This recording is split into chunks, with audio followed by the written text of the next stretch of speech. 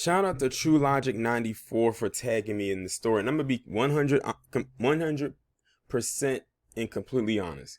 I was not going to do a video about this story. I had saw it in passing and I said, look, I don't know if I want to touch this story. But it was the response to this story in comments that I saw that made me want to talk about this. And this is something I've talked about on my channel quite a bit. And this is actually gonna be the first time I ever talk about this person on my channel.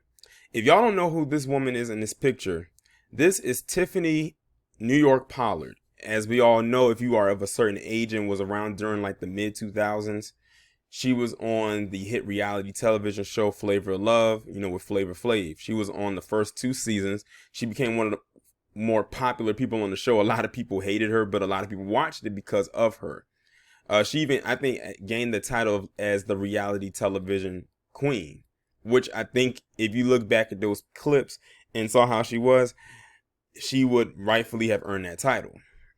Then she went on and had her own reality show called I Love New York, which put her in the seat of trying to look for love from other people. And I think that show lasted maybe 2 or 3 seasons. And then she did some other things as well. She really never emerged off of the reality television circuit. So that's pretty much was her lane. I don't know if she planned it to be that way, or if that's how she pretty much mapped it out to be. And she figured, like, this is my lane, I might as well stay in it. And because I think she tried to go and do more bigger roles, but it really didn't work out for her because a lot of people saw her as who she is on reality TV, which worked out in her favor. But now she is back out in the headlines again, and people are going in on her because she was being interviewed on this show by this reality TV contestant, who I've never heard of before, but we'll get into it, in which she, and by she I'm talking about New York, had a phrase that this woman she thought was biologically born a man. She thought that this woman was born a man. But as it turns out, this woman is actually a naturally born double X chromosome, estrogen filled 100% from head to toe woman. There's nothing about her that screams that she's part of Hall T. And she went on to say that in her statement when the backlash came out and when she finally decided to say something. But I'm gonna go ahead and read the article. I'm also going to play the audio so you can actually hear what New York says, and then I'm gonna give my commentary more so about the response people gave, because like I said, it lines up with something that I've been talking about so many times when it comes to Hall T, in particular with the Academy. Tiffany Pollard became an LGBT community became an icon for the LGBT community for her appearance on VH1's Flavor of Love in 2006, where she clashed with almost everyone in her quest to become Flavor Flav's girlfriend. But support from the community has swiftly dried up after she delivered a shocking anti-trans rant on reality television show One Mo Chance. The show, which follows rapper Kamal Chance Givens as he looks for love, stars Pollard in an episode that aired on streaming service Zeus on December 13th, where she launched an attack on contestant Tiffany Walker over her gender identity. Pollard was tasked with interviewing the remaining contestants on the show to figure out who would be the best fit to date Givens. Now, I'm familiar with him because he was actually a very popular contestant on her show, I Love New York. And he actually, I think, made it to the end of the first season. He didn't win. And I remember his brother was on the show too. And by the way, his brother, he passed away a couple years ago from cancer. But I do remember him. And now it's appearing that he has his own show too. Never heard of it until now. In a clip widely shared on social media, Pollard tells the contestant, who is a biologically born woman, that she has not been quote unquote forthcoming. So now I'm going to go ahead, because I'm scrolling through the article. The clip has come up. I want you to listen to what she says. The clip is about 1 minute and 15 seconds long. Very forthcoming with me. I wasn't. You didn't shed any light on the questions that I had. And I feel like you have a situation. And I do believe that you're a man.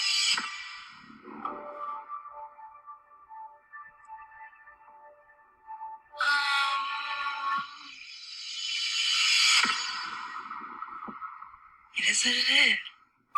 Does it No, I'm not. Does it bother you when I tell you that I feel like you're a man and you have genitalia, like penis and balls and sweaty dick? Like, does that, like, no, what does that do to you? Like, does it fuck with you at all? No. That's what scares me.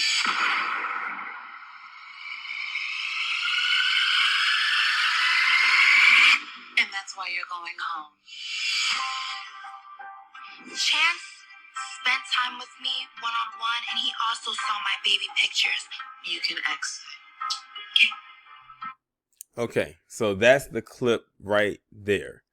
Now I want y'all to, like, how do y'all feel that New York approached that situation? She started off by saying she doesn't feel that she was exactly forthcoming in some of the wording that she was saying. And this person, this contestant right here, it's almost like she played into it a little bit. Instead of coming out to defend herself or whatever, when she said that I didn't feel like you were exactly forthcoming, and she kind of shook her head and smiled in agreement, it's almost like, well, what weren't you forthcoming about? Because if you would have came out and said you were forthcoming about something, it probably wouldn't have led New York to actually question her with that line of questioning. And you should have saw the way her face switched up when New York said, I thought you were a man. Because she went from smiling to immediately went into a frown. Like, she could, like, if she could, she probably would have jumped up and hit New York dead in her face if she wanted to. Like, you could tell she wanted to do that. Like, if you look at her face, if I can put the link there, I'm gonna post it for you. But I'm gonna let y'all decide for yourself. Do you think that New York was wrong for questioning this person? I'm going to keep reading the article. You didn't shed any light on the questions that I had, and I feel like you have a situation, and I do believe that you are a man. I'm curious, what questions did New York have for this woman? Because I don't want to believe that it was about her questioning about her actual biological gender. Because she said she didn't shed any light on questions that she had. What were those other questions? It probably has something to do outside of what she ultimately made as a statement right here in this moment. Walker replied, I know I'm not, as in responding to the asking if she was a man. But that didn't satisfy Pollard, who asked, does it bother you when I tell you that I feel like you're a man when you have genitalia like penis and balls and sweaty dick? What does that do to you? Does that fuck with you at all? No, the contestant replied. That's what scares me, and that's why you're going home. Pollard told her, eliminating her from the contest. Pollard has been lambasted on social media for the comments, with many people in the Academy criticizing her for making anti-trans remarks when the Academy has supported her so ardently. I'm going to read to you what some of the comments say. It says, Tiffany Pollard is transphobic and my standing of her is over. That transphobic Tiffany Pollard clip is worse than I ever imagined, and she has no problem taking the Academy money for events. I'd argue that we made her who she is. Someone else said 2020 has fucked up a lot of things, but Tiffany Pollard being violently transphobic cuts the deepest. Hold on. Let me read that comment again. This person said 2020 has a lot of effed up things, but Tiffany Pollard being violently transphobic. She said violently, or this person said violently transphobic. When I think violent, I'm thinking someone who has made harm upon your life, someone who has physically violated you, someone who has put hands on you in a violent way. But listen to their wording, violently transphobic.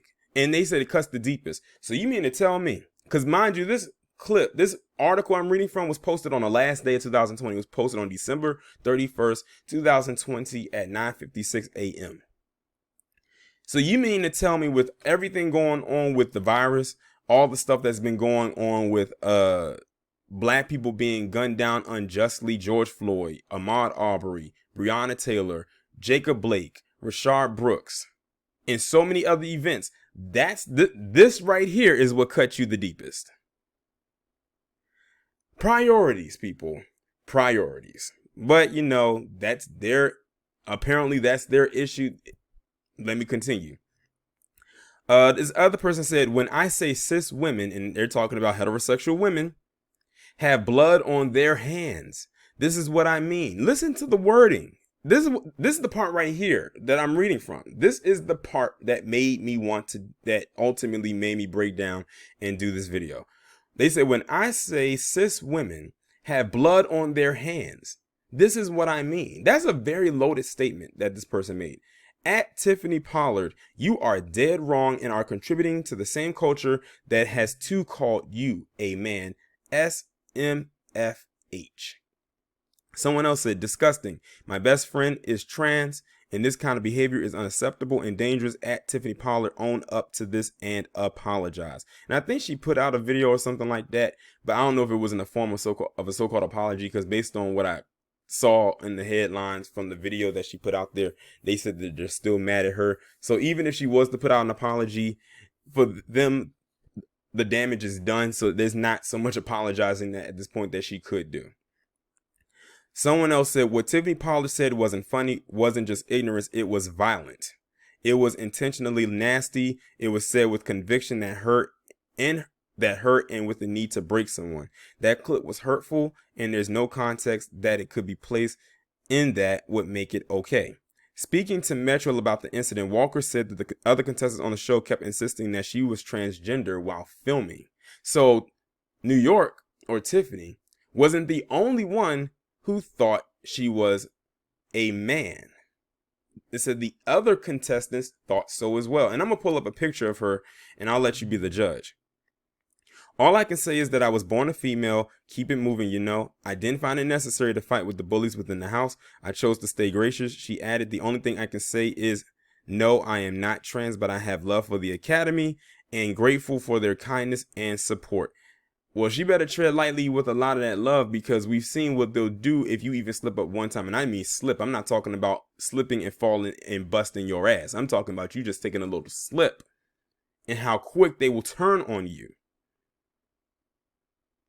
I've talked about that in plenty of my videos. I even recently did one about it where this member of the Academy was beating the hell out of this black woman and almost beat the hell out of another one, and was being cheered on by other members of the Academy on the sideline like they were his little cheerleaders.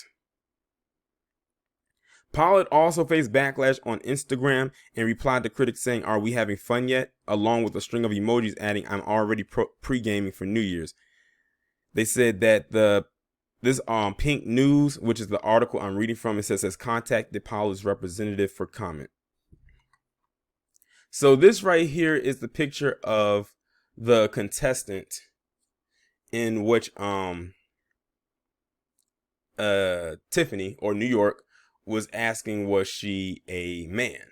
But like I said, the other contestants were asking if she was a man too. As a matter of fact, her name on the show was believable. I kid you not. Like, I didn't know that was her, because, you know, they give them nicknames and stuff like that. Her name on the show was believable, because I think even the host of the show, Chance, thought she was a man as well. I think I had read somewhere where he thought the same thing. And if anything, he definitely needs to know. But it was more response that I wanted to go over about this whole situation that also is another reason why I did this video, and it's also something that I have been talking about.